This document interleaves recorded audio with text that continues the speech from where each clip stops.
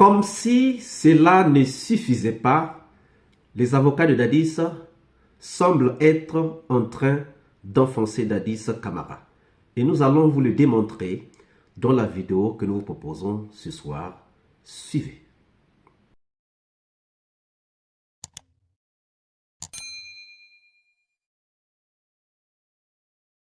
Bonjour, bonsoir. Cela dépend de l'heure à laquelle vous regardez cette vidéo. Bienvenue si vous nous découvrez pour une première fois.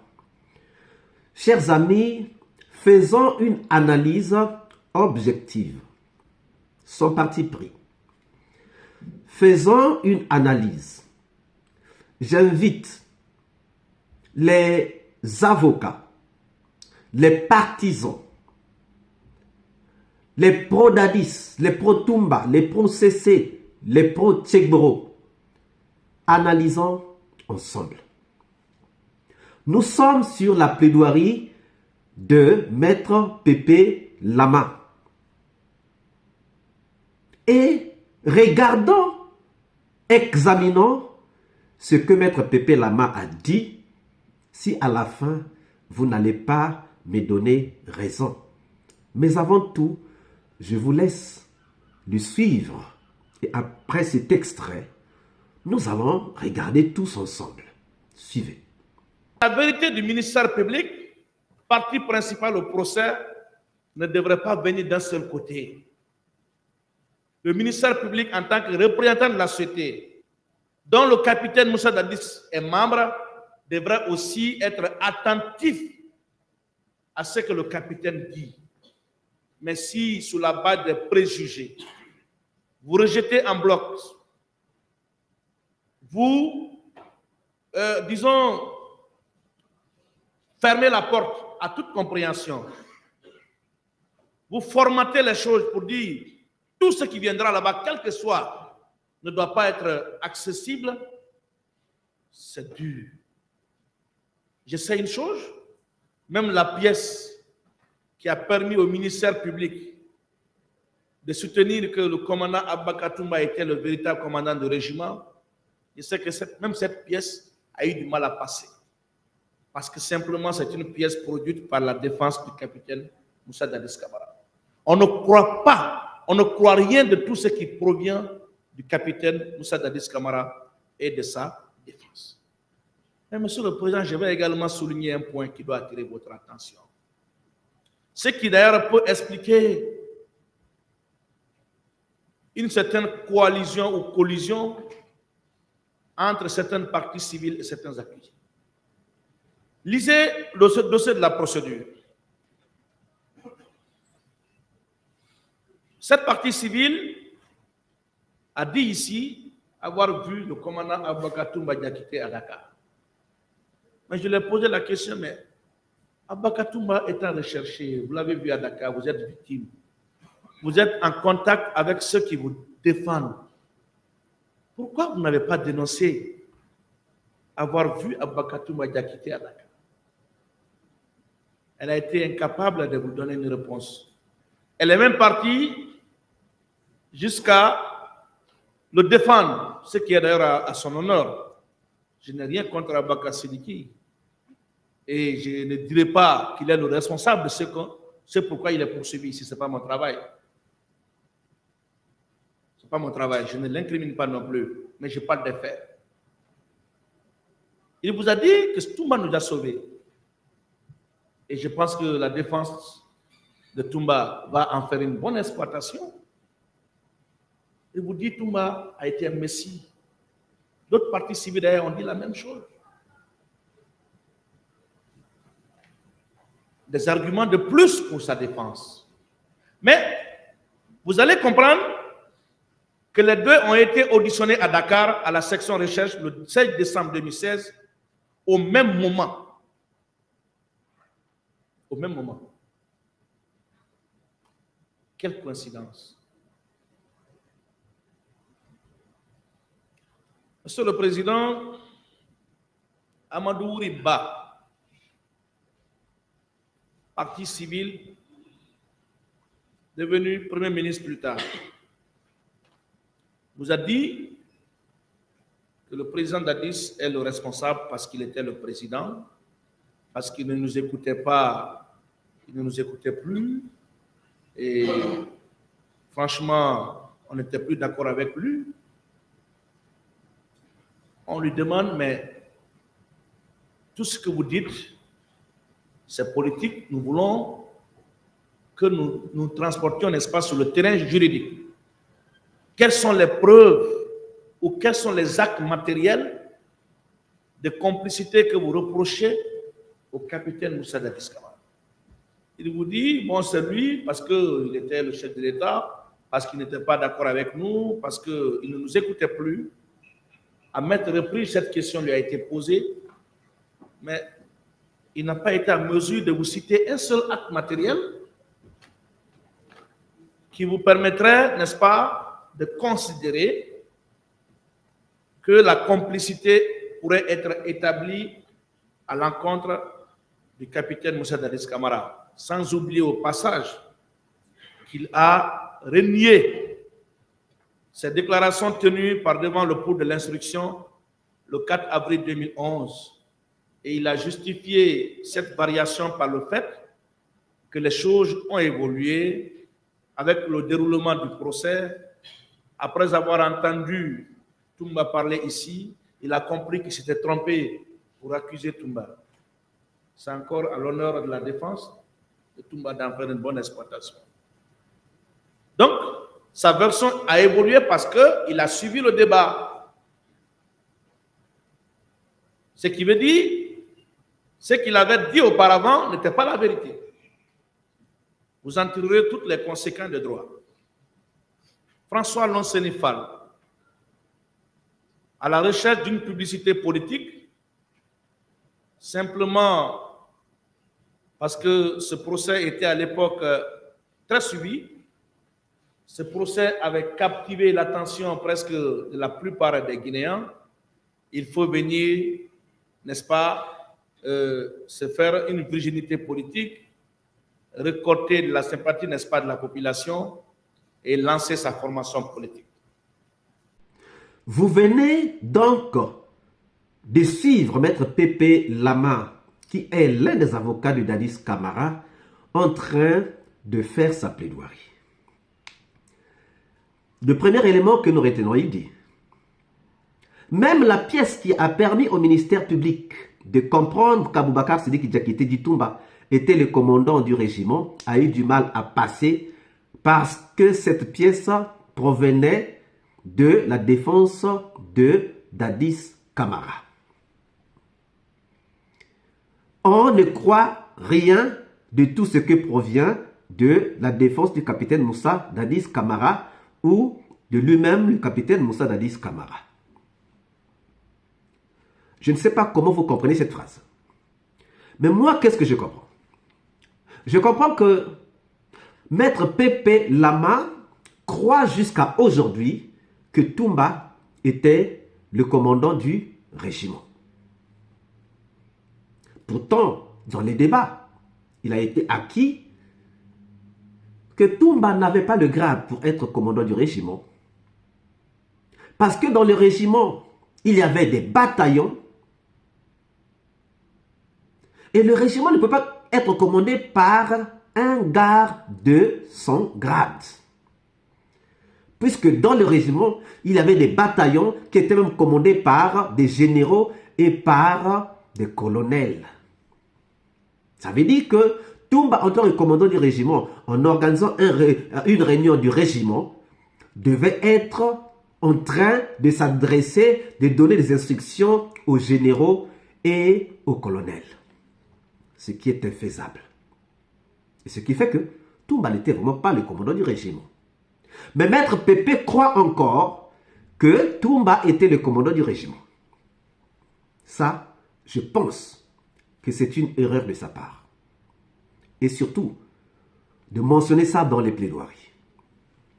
Deuxième des choses,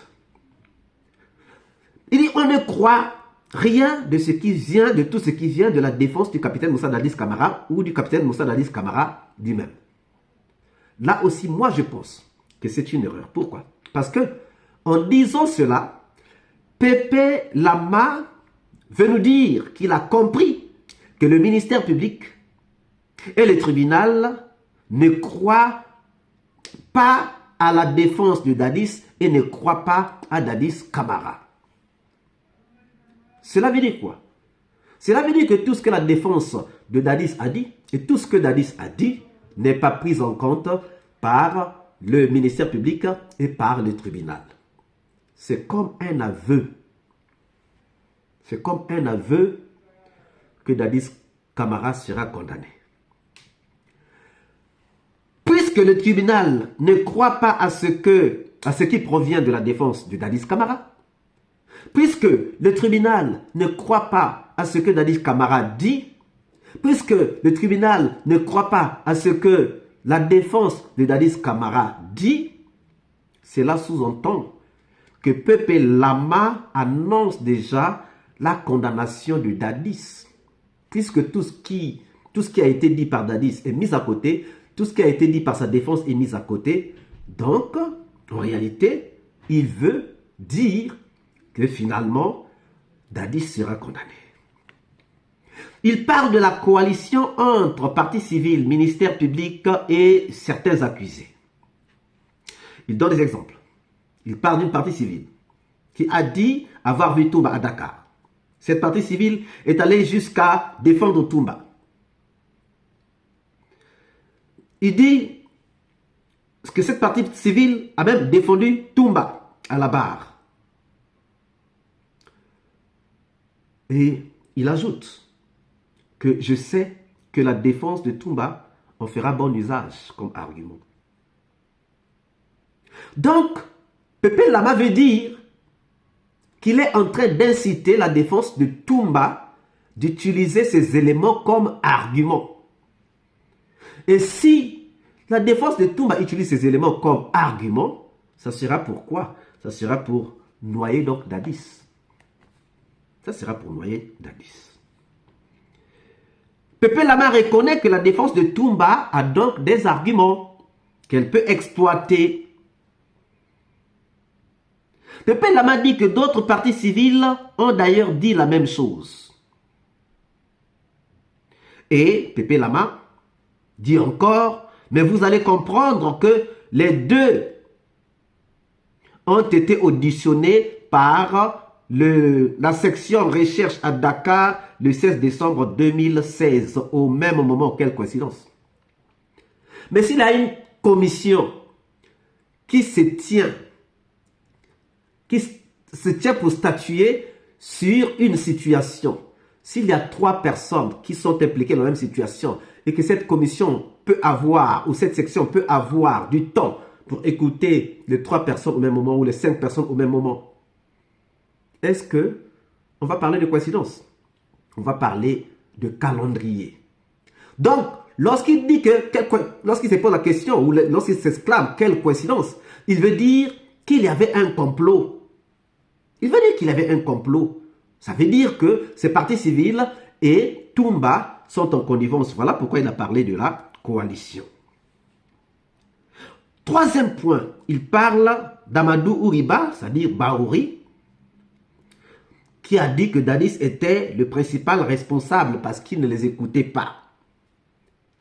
Il dit que Baouri a dit que les choses ont évolué après avoir écouté Toumba. Il veut dire quoi? Il veut dire que ce sont les paroles de Toumba qui ont influencé Baouri. Mais il oublie que Baouri est un doyen, Baouri est un ancien, Baouri est un intellectuel. Dans la foulée, il y a des choses qu'on ne peut pas comprendre, mais qu'on peut comprendre avec le recul et le temps. C'est ce qu'il avait bien dit. Il n'avait pas écouté Toumba. Il a vu Toumba. Mais Toumba, quand même, a sauvé des leaders. Maintenant, lorsque Toumba vient expliquer pourquoi et comment il avait sauvé les leaders, en quoi ça va gêner de dire qu'aujourd'hui, j'ai compris ce qui s'était passé? Seuls les morts et les imbéciles ne changent pas. Les vrais hommes changent. Il vient aussi parler de Nousseinou Fall. Disons que Nousseinou Fall est venu au procès pour se faire une publicité politique. Disons de lui que Bahouri est venu au procès pour se faire une publicité politique parce que le procès était tellement suivi, donc il voulait venir se faire une virginité politique et lancer sa formation après. C'est parce que il a entendu que Bahouri vient de lancer sa formation politique. Mais le calendrier de Bahouri, est-ce que ça devait dépendre de Toumba? Bon, au procès, au procès du 28 septembre, est-ce qu'il n'y a que Toumba? Donc, s'il est venu faire de la publicité, ce n'est pas seulement pour Toumba. Il est venu faire la publicité dans un procès où il y a et les Toumba, et les Dadis, et les C.C. Raphaël. Et je pense que ça aussi, ça a été une grave erreur. Maintenant, Pépé Lama a pris toute la journée. Mais au lieu de prendre toute la journée en faveur de son client, il a commencé à parler des autres. Pourtant, ce temps-là pouvait lui servir d'ajouter des arguments à sa plaidoirie. Pépé Lama, dans sa plaidoirie, est allé faire la chasse aux sorcières en critiquant les Bahouri, en critiquant les... Il y a tellement trop de gens. Et Pépé Lama commet une grave erreur parce que il est en train de vouloir parler contre Toumba en disant que Toumba a eu coalition avec des autres, en disant que Toumba était commandant du régiment, en disant que le Fall était... Mais Pépé Lama oublie que les avocats de Toumba vont passer après. Les avocats de Toumba vont passer après. Et puisque les avocats de Toumba vont passer après, les avocats de Toumba risqueront de donner des réponses à ce qu'il a posé comme problème, aux provocations qu'il a emmenées dans sa plaidoirie. Pépé Lama oublie que les avocats de Toumba qu'il a taquinés vont passer après et pourront donc exploiter la plaidoirie ou les plaidoiries faites pour Dadis Camara. Alors, je me pose des questions. Pourquoi Dadis a-t-il pris ces gens d'avocats dans son camp s'il voulait vraiment qu'on le défende? Alors qu'il avait mis de côté Maître Jokami qui avait commencé cette instruction, en fait qui avait commencé l'affaire avec lui, pour le rattraper après. Pourquoi il n'avait pas laissé Maître Jokami le suivre jusqu'à la fin? Ou bien lui conseiller qui il pouvait ajouter dans ses conseils ou parmi ses conseils. L'autre question que je me pose, Dadis Camara, s'il comprend, analyse et se rend compte des paroles de Maître Pépé Lama, dormira-t-il tranquille aujourd'hui? C'est la question que je vous laisse et dont j'attends les réponses dans les commentaires. Si cette vidéo vous a plu, ne manquez pas de laisser vos pouces, de commenter, de partager. Et si vous n'êtes pas encore abonné, c'est le moment de vous abonner, surtout de ne pas manquer d'activer la cloche de notification afin d'être averti à temps réel de toutes nos prochaines publications. Quant à moi, je vous dis à très bientôt pour une nouvelle capsule. Ciao!